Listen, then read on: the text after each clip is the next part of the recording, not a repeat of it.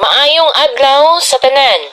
Ang lokal nga panggamhanan sa lungsod sa Sulub buot mopadangat og mga kasayuran kabahin sa ordinansa nga adunay kalambigitan sa pagbuhi og iro.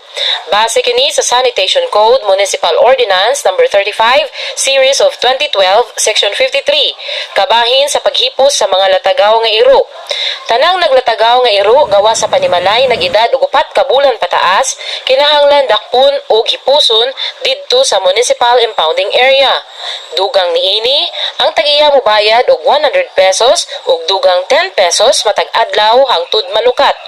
Ug dili malukat human ang 7 ka adlaw, pwede kini i-public auction o hipuson subay sa balaod. Dugang pahinumdum. Section 56 sa maong ordinansa nagapahimangno nga responsibilidad gayud sa tag-iya nga alimahan, hiktan o hipuson ang ilang binuhing iro diha sa sulod sa ilang